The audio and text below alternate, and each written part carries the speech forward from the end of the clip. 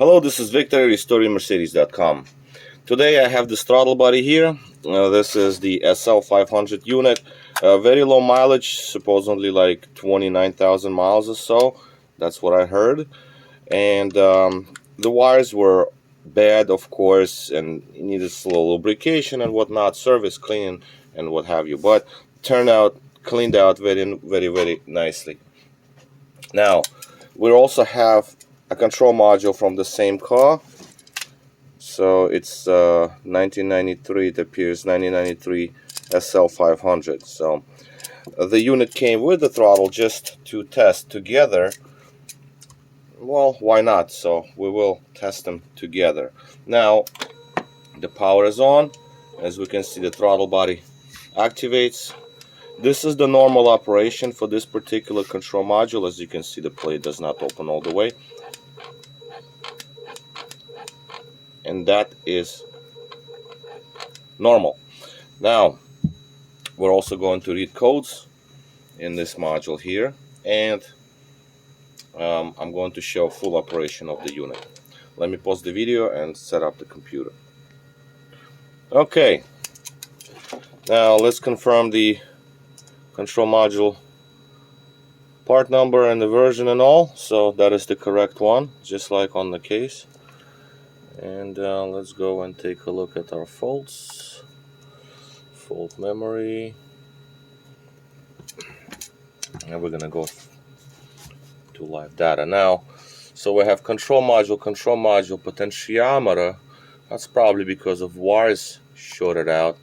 Starter lockout. This is more or less like a generic switch, but maybe the starter lockout switch is bad too. We don't know that, but of course the unit is not connected to the vehicle, so we can't, we can't say that that's the correct code, if you will. Hopefully it will clear. Just shut down the Egas and reset the ignition.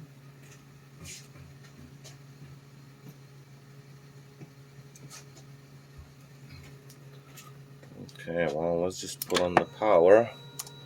Let's see if it connects to the module.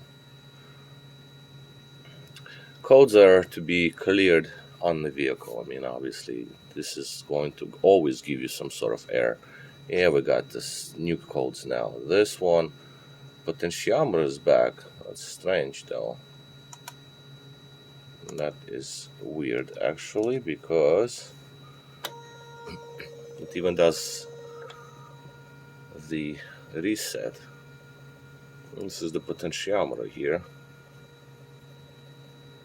Come on. 0.47, that's a normal reading. And it reads. Both potentiometers read.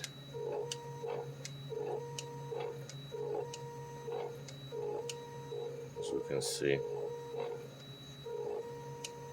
This is normal where it doesn't open all the way, but both potentiometers read. That's strange.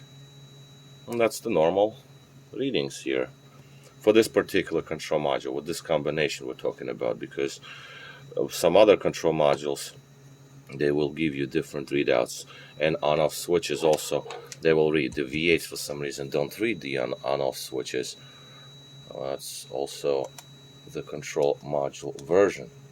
Well, let's try to clear codes again, because this one is understandable. That I don't know why. Well, again, it's to be cleared on the vehicle, all these codes. I don't like this one right here. No, so that is something I don't approve. What I'm gonna do is I'm gonna pause the video. I'm gonna let it sit for quite a few seconds, maybe a couple of minutes, and then we'll come back to it and see if the code remains. Okay, so I let it sit for about 2-3 minutes. Put the power back on. See if we can get rid of that code. I don't like that code, to be honest. Usually it does not show. Other codes I'm okay with, but potentiometer code is strange to see. Maybe there is some damage to the unit. Who knows? I hope it clears. If it works fine, I mean, don't get me wrong. Yeah, okay, it cleared. Very well, very good. These are the standard set of codes, though, because the unit is not in the vehicle. Okay, once it's in the vehicle, then you have communication. You have the signal from the safety fuel shutoff switch. I mean, not the safety fuel. The the signal to the LH module, right? And because there is no communication, so obviously one goes after another. This one comes up sometimes, yes, because again, the module is not in the vehicle. But that is better. I don't want to see potentiometer in this list. And that's what I do not want to see. Other codes, again, understandable to see, more or less, because seriously, the unit is just energized on the bench, so that's normal. Now, the next thing I'm going to do is I'm going to connect this unit to another control module. I want to show you the on-off contacts, make sure that they operate. Again, this is the limitation of this module. They just don't read them for some reason, or whatever the case is. And that's how it is with the V8 modules. This one moves nice. All right, so let me connect this and reset it for another control module. Okay, now the unit is connected to another control module at this point.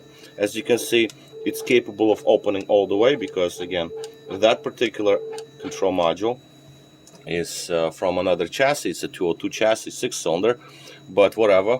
That's just for demonstrational purposes only. Again, fault codes from the module that it's connected to now. Let's take a look. See, same thing. Potentiometer, the clutch, idle recognition, bunch of codes, whatever. We don't care for that because that's my bench test unit. Many throttle bodies were connected to it for whatever. For testing purposes, of course. So, oh, I'm sorry. I think the picture, I mean, you know, the frame has to be at full screen so it's readable. All right, but anyway, now what I wanted to show here is 0.47, just like the other one, 4.25 versus 4.3. That's because this is the different control module. Now, when we open the throttle wide open, then we see micro switches switch over, and the readings also follow. So we're okay there. And just like I said, I just wanted to show the operation wide open throttle.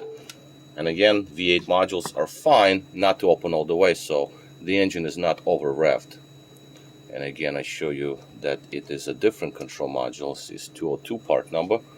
That's a different one. Now, fault codes is going to be a little more difficult to clear. I'll try, but let's just give it a rest and we'll come back to it. Alright, so put the power back on. Let's see what we have here with codes. Alright, it's not booted up yet. Alright, let's try it again.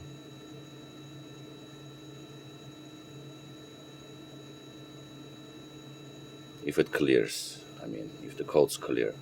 No, it's still a bunch of errors. Magnetic clutch, which is obviously not the case. Again, all of these code clearing has to be done on the vehicle. All the code clearing, not on the bench. On the bench, it just doesn't really work well. But in any event, because that's probably even, it's probably not even from this throttle, those codes. It's just from somewhere else. There was another throttle I was working on where the clutch coil was dead, and it also picked it up, and it's still stored. So anyway, but that's what I wanted to show, a full throttle sweep. I'm going to leave it on the bench together with this other module here, the original computer. The throttle and that original computer, they were on the bench before, prior to this test, and before I finished the unit cosmetically, I had it on the bench and it worked for like 3 days straight. So right now,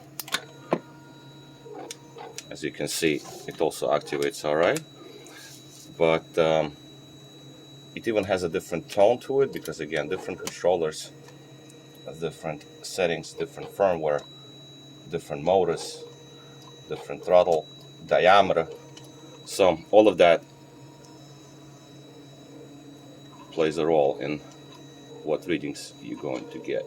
Now, I'm going to leave it on the bench just like that. Let it sit, I guess overnight. It's Saturday, so it should be ready to be mailed out on Monday. So this is it. And this is Victor, RestoreYourMercedes.com. Thank you for watching.